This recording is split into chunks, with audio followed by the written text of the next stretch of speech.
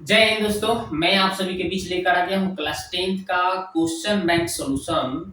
ये 2021 का second sitting में जो क्वेश्चन आए हुए हैं उनका सॉल्यूशन लेकर आ गया हूँ। ठीक है, इसके मैं पिछले वीडियो कितना, तो वीडियो का पार्ट नंबर हम इसके पिछले कितना डाल दिए हैं, तो 81 पार्ट डला चुका है। मतलब 81 वीडियो अपलोड हो चुके हैं, जिसमें आपको 2009 से जितने भी क्वेश्चन आए हुए हैं, सॉरी 2011 से लेकर अभी तक जितना भी क्वेश्चन आए हुए हैं उन सभी का सॉल्यूशन आपको मिलने वाला है। ठीक है, 2011 से लेकर 2022 तक जो एग्जाम हुआ है उन सभी का हम सॉल्यूशन करके आपको बताएंगे वन बाय वन करके। ठीक है, तो अभी तक ले नहीं देखे हैं तो चैनल के प्लेलिस्ट में जाकर अच्छी तरह से उसको देख लीजिए। इतना अगर स्टडी कर लेते हैं फिर आपका क्वेश्चन कहीं से नहीं आने वाला है, सिर्फ यहीं से क्वेश्चन आने वाला है। ठीक है, अंक इधर उधर बदला जा सकता है। अगर इतना जितना हमने बोल दिया इतना अगर आप प्रैक्टिस कर लेते हैं तो ऑब्जेक्टिव आप एक भी नहीं छोड़ पाइएगा। तो चलिए इसको देखते हैं हम। ये आपका वीडियो का कितना नंबर है, पार्ट नंबर हो गया आपका 82 हो गया। ठीक है, 82, और इसमें हम लोग 27 नंबर क्वेश्चन से सॉल्यूशन करना चाहेंगे। ये सेकंड सीटिंग का है 2021 का। ठीक है, तो चलिए इसमें बोला है कि यदि बिंदुएं इतना और इतना तथा इतना संरेखी हो तो के का मान पूछा गया है। तो संरेखी होता है तो हम लोग क्या करते हैं, तो त्रिभुज का क्षेत्रफल जो होता है दोस्तों, एरिया त्रिभुज ए बी सी का क्या हो जाता है, 0 होता है, तभी संरेखी कहलाता है। ठीक है, और इसका हीरोन सूत्र आपको पता होगा दोस्तों, कितना हम लोग करते हैं, तो 1/2 त्रिभुज का क्षेत्रफल पढ़े है ना। त्रिभुज का क्षेत्रफल आपको बताया गया होगा कि एरिया त्रिभुज ए बी सी का, ठीक है, कितना होता है 1/2 x1 इंटू, देखिए इसका ट्रिक है 23 31, देखिए कितना हो जाएगा y2 माइनस y3 23, फिर क्या हो गया यहाँ पे x2 हो जाएगा, फिर यहाँ पे क्या होता है 31, 23 31 12। ठीक है, 23 31 12, यही आपको याद रखना है ट्रिक। 23 31 12, x1 x2 x3, बस इतना याद रखना है। और त्रिभुज का संरेखी है तो त्रिभुज का क्षेत्रफल कितना करना है, आपको 0 करना है। ठीक है, हम यहाँ से सॉल्व करके आपको बता दे रहे हैं। संरेखी है तो त्रिभुज का क्षेत्रफल 0 हो जाएगा, और 0 ये इसके जगह पे हम 0 कर देंगे। ये तो सूत्र हो गया ना, ये तो आपका सूत्र है। त्रिभुज का क्षेत्रफल 1/2 x1 23 31 12 1 2 3, बस इतना याद रखना है। अब यहाँ पे इसका 0 भर दिया। अब यहाँ देखिए 1/2 है तो 1/2। अब देखिए यहाँ पे x1 का वैल्यू देखिए, तो देखिए यहाँ पे पहला x1 होता है, ये y1 होता है, x2 होता है, y2 होता है, और ये x3 होता है, ये y3 होता है। तो यहाँ से अब मान देकर भरिए। तो x1 कितना है, देखिए यहाँ पे k है तो k रखना है। y2 कितना दिख रहा है, y2 -4 दिख रहा है, भरिए सूत्र में माइनस है। y3 कितना दिख रहा है, y3 -5, माइनस माइनस प्लस 5 कर दीजिए, माइनस माइनस प्लस 5 कर दीजिए। ठीक है, x2 कितना दिख रहा है, x2 हाँ -3 दिख रहा है, तो -3 कोष्ठ में लिख लीजिए। y3 कितना दिख रहा है, हाँ y3 देखिए -5, y1 कितना है 2 लिखा है, फिर कितना है x3, तो x3 का मान देखिए कितना लिखा है भाई 7 लिखा है। फिर कितना है y3 कितना -5, और y देखिए सॉरी y x3 हो गया, x3 कितना था, x3 देखिए 7 था, और y1 कितना लिखा हुआ है भाई 2 लिखा है, और y2 कितना लिखा है -4, तो माइनस माइनस प्लस 4 हो गया। ठीक है, अब ये 1/2 से इसमें 0 में भाग देंगे तो क्या हो जाएगा, ये खत्म हो जाएगा 0, और यहाँ पे देखिए इसको हम इसको बढ़ाएंगे तो देखिए k हो गया, और इसको प्लस माइनस घटाएंगे, 5 में से 4 घटा कितना आएगा 1। अब देखिए यहाँ पे -5 और 2 -7 हो जाएगा, -3 से गुना करिएगा तो माइनस माइनस प्लस हो जाएगा। इसको हम थोड़ा सा एक लाइन बढ़ा के बताते हैं आपको। माइनस यहाँ पे कितना हो जाएगा -7 हो जाएगा गुना, इसको जोड़ेंगे तो, और यहाँ पे देखिए 7 हो गया, और ये 4 तो 6 हो जाएगा। ठीक है, इसको थोड़ी सी आगे बढ़ाइएगा, 0 हो गया, और यहाँ पे k एकम k, ठीक है, ये माइनस माइनस प्लस हो जाएगा, 3 7 21 हो गया, और 7 6 42 हो गया। ठीक है, अब इसको आगे बढ़ाइएगा दोस्तों, तो 0 यहाँ पे देखिए k, और इसको जोड़ लीजिए 63 आ रहा है, ये प्लस है तो इधर आएगा तो -63 हो जाएगा, और बराबर इधर k, इसमें k का मान आ रहा है दोस्तों -63 आ रहा है। तो देखिए इसमें कौन सा ऑप्शन दिख रहा है, -63। हाँ, option number C, C for cat, इसको आंसर ठोक देना है, ऑप्शन नंबर सी। ठीक है, तो समझ गए होंगे कि कैसे आपको बनाना था। हम जो तरीका आपको बता रहे हैं, ये अगर आप तरीका सीखते हैं तो एकदम एक भी मार्क्स आपका नहीं कटेगा, छीन कर लेंगे आप मार्क्स। ठीक है, तो चलिए आगे देखते हैं। ये 27 नंबर क्लियर हो गया। अब 28 देखते हैं। दो समरूप त्रिभुजों के क्षेत्रफलों का अनुपात दिया है, तो उनके संगत भुजाओं का अनुपात। तो जब भी आपको देखिए दोस्तों, अगर क्षेत्रफलों का अनुपात दिया गया हो, अगर आपको भुजाओं का अनुपात पूछा जाए, तो करना क्या है, ज्यादा कुछ तो करना नहीं है, बस उसका वर्गमूल निकाल देना है। क्या करना है, वर्गमूल निकालना है। अगर क्षेत्रफलों का दे दिया अनुपात, ठीक है, क्षेत्रफलों का अनुपात कितना दिया है, देख लीजिए 25:64 दिया है।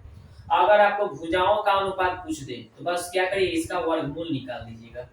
25 का कितना हो गया 5, और 64 का कितना हो गया 4, नहीं सॉरी 8, 8 नहीं 64। तो यही इसका आंसर ठोकना है आपको जब भी भुजा निकालना हो। एक और चीज सीख जाइए, अगर आपका भुजा का अनुपात दिया हो, ठीक है, जैसे मान लीजिए 2:3 और बोल दे क्षेत्रफलों का अनुपात, तो बस इसको कुछ नहीं करना है, इसका स्क्वायर कर लीजिएगा। 2 का अनुपात, 2 का स्क्वायर 4 और 3 का 9, तो ये आंसर ठोकना होगा। ठीक है, अगर भुजा दिया होगा तो। लेकिन हमें क्षेत्रफल दिया है और हमें भुजा का अनुपात पूछा है, तो 25 का 5, 64 का 8। तो देखिए 5:8 कहाँ दिया है, option number C, C for cat, यही आंसर ठोकना है। तो ये भी, इसका भी सी, इसका भी सी हो गया। अब देखते हैं क्वेश्चन नंबर 29 देखते हैं भाई। तो 29 क्या कहा गया है, इसको बनाते हैं। चलिए इसको हम मिटाते हैं। देखिए 29 नंबर में क्या है, बोला है कि त्रिभुज के शीर्ष का नियामक दिया गया है। तीन वो त्रिभुज का शीर्ष का नियामक हो गया। जैसे मान लीजिए इसका मूल बिंदु की पहल का बिंदु दिया है कितना, हम त्रिभुज को ऐसे ही कुछ बना लेते हैं। पहला ए मानते हैं, बी मानते हैं और इसका सी मानते हैं। तो पहला ए का दिया है कि 0.8, और दूसरा देखिए 0.0 बोला है, 0.0, और तीसरा बोला है 6.0। ठीक है, और इसका हमें परिमाप निकालना है। तो कैसे निकालेंगे, ये भुजा, ये भुजा, ये भुजा, अगर तीनों भुजा हमें पता हो जाएगा तो जोड़ देंगे तो आंसर आ जाएगा। त्रिभुज का परिमाप क्या होता है, तीनों भुजाओं का योग। तो पहले हम ए बी निकालेंगे।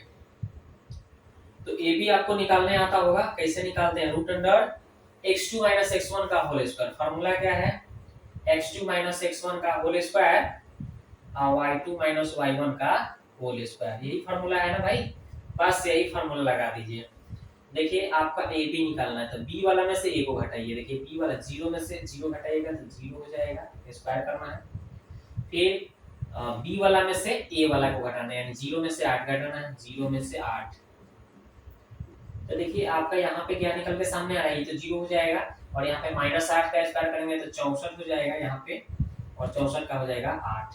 तो ए बी का मान हमें पता हो गया 8। ठीक है, ए बी भुजा कितना हो गया 8। ठीक है, अब निकालना है BC। इसी तरह से आपको क्या निकालना है, BC। देखिए मैं यहाँ पे BC निकाल देता हूँ।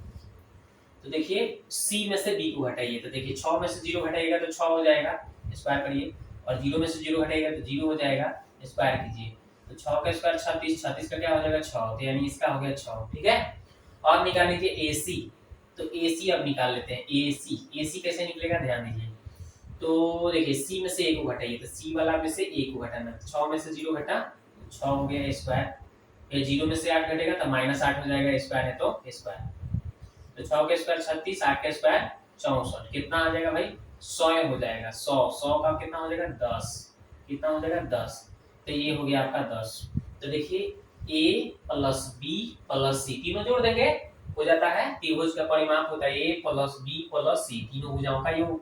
तो 8 + 6 + 10 जोड़ लीजिए, 8 + 6 + 10 कितना हो गया 24 हो गया। कितना हो गया 24। तो यही आंसर ठोकना है 24। देखिए कहाँ है, हाँ option number C, C for cat. देखिए इसका भी आंसर हो गया सी, यानी सी का तो लाइन ही लग गया है। ठीक है ना, तो इस तरह से हमको ऑप्शन वाला सवाल इजी तरीका से बनाना। जब भी त्रिभुज का परिमाप कहे तो तीनों भुजा निकाल दो, जो ठीक है। चलते हैं नेक्स्ट।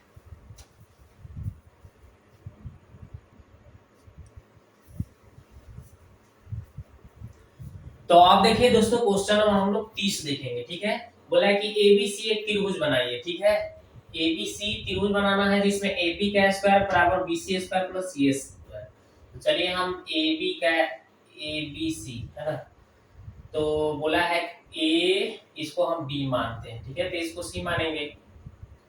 AB का स्क्वायर यानी कर्ण का स्क्वायर यानी AB का स्क्वायर बराबर क्या हो गया, BC का स्क्वायर, ये देखिए आधार स्क्वायर प्लस कौन सी CA का स्क्वायर ये वाला यानी लंब स्क्वायर। लंब स्क्वायर प्लस आधार स्क्वायर बराबर कर्ण स्क्वायर कब होता है, जब ये 90 का कोण रखता है तब, यानी C का मान कितना होगा 90 रहेगा तब ये हो सकता है शर्त लागू, इसलिए C का मान कितना हो जाएगा 90 डिग्री। ठीक है, पाइथागोरस पर में पर तो पढ़े होंगे ना कि ये कर्ण का वर्ग शेष दो भुजाओं के वर्गों के योग के बराबर होता है कब, जब ये इसमें 90 का कोण रहता है तब। ठीक है, यानी C का मान 90 होगा तभी होगा, यानी B4 बॉल छक्का मार दीजिए, यही इसका आंसर हो गया। अब देखते हैं 21 नंबर। तो 21 नंबर क्या बोला गया है उसको बनाते हैं। ठीक है, तो 21 नंबर बोला है कि यदि कोण P डिग्री त्रिज्या R वाले वृत्त के त्रिज्यखंड का कोण है तो त्रिज्यखंड का क्षेत्रफल होता है। तो त्रिज्यखंड का क्षेत्रफल जिसमें थीटा का मान दिया है P डिग्री, ठीक है ना, और त्रिज्या तो बोला है R, त्रिज्या तो समझ ही गए हैं, त्रिज्या क्या है भाई, त्रिज्या इसका R बोला है। ठीक है, और कोण बोला है P, है ना थीटा। अब देखिए तो त्रिज्यखंड का क्षेत्रफल होता है थीटा बटा 360 पाई r स्क्वायर, यही फार्मूला है। तो अगर हम यहाँ पे थीटा के स्थान पे p रख देते हैं 360 पाई r स्क्वायर, ठीक है, तो यही हमें ऑप्शन खोजना है, कहाँ दिया है पाई r स्क्वायर p बटा 360, इसमें तो स्क्वायर नहीं है, r का स्क्वायर नहीं, काटिए पाई r स्क्वायर p 360 यही तो है। V4 बॉल मारिए आंसर छक्का, इसमें भी तो छक्का ही मारना है। देखिए पाई r स्क्वायर p, ठीक है ना, पाई r स्क्वायर p और बटा 360, थीटा बटा 360 पाई r स्क्वायर, यही फार्मूला होता है त्रिज्यखंड का क्षेत्रफल, याद रखिएगा। ठीक है, तो यही आपको छक्का मारना है, ऑप्शन नंबर बी। खाली कोण के जगह p रख देना है ना, ऐसा थीटा रहता है लेकिन यहाँ कोण बोला है थीटा की जगह p। ठीक है, अब अगला सवाल है 32 नंबर, किसी त्रिभुज के दो कोणों का योग तीसरे कोण के बराबर है। दो कोणों का योग जो है तीसरे कोणों के बराबर है। देखते हैं, दो कोणों का योग, त्रिभुज में कोई त्रिभुज हम बना लेते हैं जिसमें दो कोणों का योग, जैसे ये कोण और ये कोण, कुछ भी हो, मान लेते हैं x है y है, ये तीसरे के बराबर है, ये दोनों का योग जो है इस तीसरे के मतलब z के बराबर है। ठीक है, बराबर है, चलिए भाई इतना समझ गए। तो यदि दो कोणों का अंतर 50 है, दो कोणों का अंतर कितना है भाई 50 है, दो कोणों का अंतर 50 है, तो बोल रहा है कि त्रिभुज के कोण है, कौन कौन से कोण हो जाएंगे, मतलब ये दोनों कोणों का योग कितना है, अंतर कितना है 50 है। ठीक है, और इन दोनों कोणों को जोड़ने पर, ये दोनों कोणों को जोड़ने पर तीसरे के कोई बराबर हो जाता है, और अंतर डिफरेंस दो कोणों का योग 50 होना चाहिए, दो कोणों का अंतर 50 और दो कोणों का योग कितना है, दो कोणों का योग बोला है कि तीसरे के बराबर, इसके बराबर है। ठीक है, और अंतर मतलब प्लस माइनस इसको घटाने पर हमें 50 आना चाहिए, ये भी देखना है मेरे को। ठीक है, तो 45 45 90, जो ये तो शर्त लागू है 45 45 90, लेकिन 45 में से 45 घटाएंगे तो 50 नहीं आएगा, तो इसको ऑप्शन नंबर ये काटिए, नहीं होगा। दूसरा ऑप्शन देखते हैं, 20 प्लस 70 कितना हो जाएगा भाई 90, 20 को यहाँ रखते हैं और ये 70 को रखते हैं तो यहाँ पे 90 आ जाएगा जोड़कर, ये तो बात ठीक है, ये तो सही बता रहा है। अब अंतर करते हैं, ये दोनों का अंतर बोला है, अंतर मतलब कि जैसे मान लीजिए इसको पहला दूसरा मान सकते हैं, इससे कोई दिक्कत नहीं है, मान लीजिए ये पहला था और ये कौन सा था दूसरा था, जोड़कर 90 आ रहा था, इस पहले 90 में से हमें 70 में से 20 घटाएंगे तो 50 आ जाएगा, यानी शर्त को लागू कर रहा है। तो यही B4 बॉल छक्का मारिए, यही इसका आंसर हो जाएगा। दो कोणों का योग तीसरे के बराबर हो रहा है, अब दोनों का अंतर जो है 50 आ रहा है, इस दोनों का अंतर 70 और 20 का अंतर 50 आ जाएगा, और 20 और 70 को जोड़ेंगे तो 90 आ जाएगा, तीसरे के बराबर हो रहा है। तो यही B4 बॉल छक्का मार देना है, यही आंसर। ऑप्शन से करना है इस सवाल को, क्योंकि ऑब्जेक्टिव है ना भाई, ट्रिक लगाएंगे ना, टाइम थोड़ा ना बर्बाद करना है। ठीक है, तो इस तरह से आपको छक्का मार देना है। तो इसमें हमने आपको बताया कि यहाँ तक 32 नंबर क्वेश्चन तक सॉल्यूशन किया। ठीक है,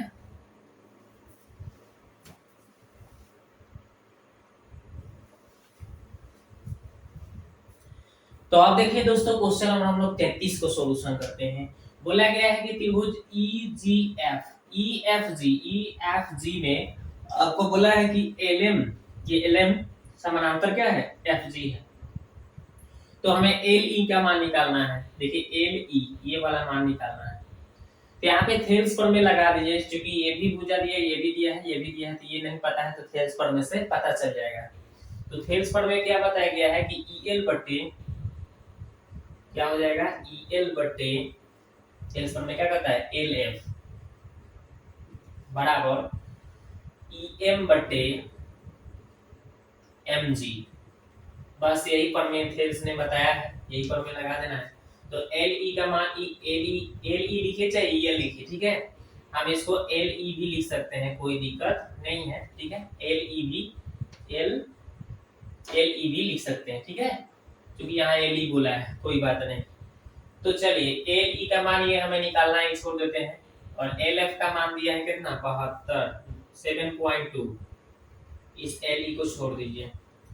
ई एम देखिए, ई एम कितना दिया है 1.8 दिया है, एम जी कितना दिया है ना 5.4। तो ये दशमलव से दशमलव कट गया, 18 के 54 हो गया, ठीक है। अब इसको 3 से काटेंगे तो कितना हो जाएगा, 3 गुना 6 और 3 चौका 12, यानी 2.4 बार में कट गया। तो यहाँ पे ऊपर कुछ नहीं, नीचे तो एक, नीचे भी एक बचा। फिर ये गुना कीजिएगा तो एक में एल ई से गुना कीजिएगा तो एल ई हो गया, और 2.4 में एक से कीजिएगा तो 2.4 हो गया। तो यही इसका राइट आंसर हो गया 2.4, ठीक है। सीएम यही इसका आंसर हो गया। तो देखना है ये ऑप्शन में कहाँ दिख रहा है 2.4। 2.4 हाँ, बी फॉर बॉल, छक्का मारिए, ठीक है, छक्का मार देना है, यही इसका आंसर, ठीक है। अब देखते हैं 34 नंबर सवाल को, ठीक है। समझ गए होंगे, थेल्स प्रमेय के अनुसार बना दिया गया। चलिए तो ये आपका काम क्लियर। अब देखते हैं 34 नंबर। यदि ओ केंद्र वाले वृत्त में टीक्यू टीए और टीबी दो स्पर्श रेखाएं इस तरह हो कि ए टी बी 70 हो तो ए ओ बी कितना होगा। मतलब आपको एक वृत्त बना देना है, ठीक है, और एक बाह्य बिंदु लेना है, स्पर्श रेखा की रचना करना है, जिससे कहाँ पे स्पर्श रेखा, देखिए इसको हम इस तरह से सटा लेंगे। यहाँ पे स्पर्श रेखा ये जा रहा है, यहाँ पे सट गया टी से, ठीक है। तो यहाँ पे मान लेते हैं ए और यहाँ पे मान लेते हैं बी, ठीक है।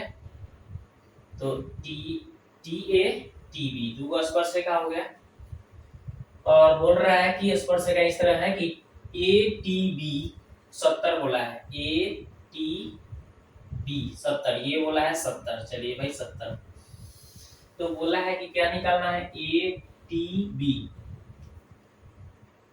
तो 70 दिया ही है, ए टी बी 70 दिया है, ए ओ बी निकालना है, ए ओ बी। यहाँ पे ओ हो जाएगा, यहाँ से अगर खींच रहे हैं इसको मिला रहे हैं तो, ठीक है, तो यहाँ पे ओ हो गया, ठीक है। चलिए हमें क्या निकालना है भाई, ये देखिए हमने रचना कर लिए। तो ए ओ बी ये वाला एंगल निकालना है, ठीक है।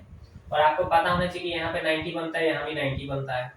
हम जब ब्रीथ चैप्टर पढ़ाए थे उसमें बताए थे कि जाने वाली त्रिज्या क्या होती है, स्पर्श रेखा पर लंब होती है, स्पर्श रेखा पर जाने वाली त्रिज्या लंब होती है। तो यहाँ भी 90 बन गया, ठीक है, ये भी 90 हो गया, ये भी 90 हो गया, ठीक है, और ये 70 है, तो ये आराम से निकाल लेंगे। ये 90 हो गया, ये भी आपका 90 हो गया, तो ये आपको निकालना है। तो कितने भुजा हो रहा है, 1 2 3 4 भुजा हो रहा है, तो चारों कोनों का योग कितना होगा 360 होगा। कितना होगा 360, और 360 में से क्या गो कोण दिया है, 4 गो कोण में से आपका 3 गो कोण दे दिया, तो तीनों कोणों को जोड़ दोगे तो तीसरा कोण माने चौथा कोण निकल जाएगा। तो 90 90 180 हो गया, और 70 को जोड़ दीजिए, 180 में 70 जोड़िएगा 16 8 7 15 250 आ जाएगा। कितना आ जाएगा 250, घटा के देखिए कितना आ रहा है, 1 हो गया, यहाँ पे 1 हो गया, 110 डिग्री इसका राइट आंसर हो जाएगा। क्या होगा 110, बी फॉर बॉल, छक्का मारिए, ठीक है। क्या किया हम, तो यहाँ पे 70 जो दिया था भर दिया, और ए ओ बी निकालना था ये वाला कोण, और यहाँ त्रिज्या पर लंब होते, स्पर्श रेखा पर त्रिज्या जो जाती है लंब होती है, माने 90, यहाँ भी 90 बन रहा है, तो ये 90 और 90 जोड़ दीजिए, और ये 70 जोड़ दीजिए, तीनों को जोड़िएगा तो कितना आएगा, तो तीनों को जोड़ने पर आपका हो जा रहा है कितना 250 हो रहा है। और 250 ये चारों कोणों का योग कितना, 1 2 3 4 कोणों का योग कितना होगा 360 होगा चतुर्भुज में। तो 360 में से ये तीनों कोणों का योग घटा दीजिए, 250 घटाइएगा तो कितना बच जाएगा, ये वाला कोण 110 बच जाएगा। तो यही इसका राइट आंसर हो गया। तो ऑप्शन बी फॉर बॉल, छक्का मारिए। ठीक है, तो इस तरह से आपको बनाना है, ज्यादा लफड़ा नहीं लेना है, ऑब्जेक्टिव है चूंकि। चलिए तो ये सब हम मिटाते हैं और एक और सवाल है उसको बता देते हैं। ठीक है, तो देखिए ये लास्ट सवाल क्या बोला है, इसको देखते हैं।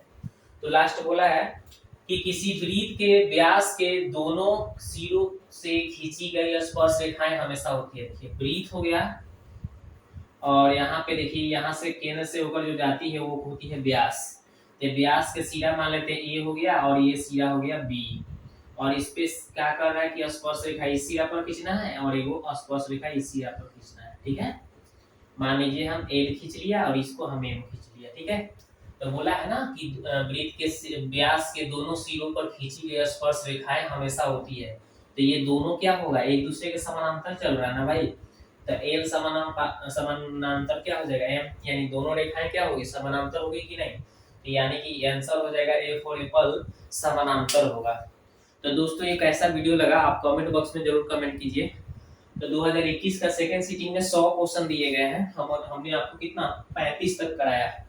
ठीक है, अगले पार्ट में आगे क्वेश्चन लेकर आऊंगा, पूरा आपका 2022 तक के लिए खत्म कराऊंगा ताकि 2023 के लिए आपको कोई प्रॉब्लम ना हो। तो मिलते हैं नेक्स्ट वीडियो में।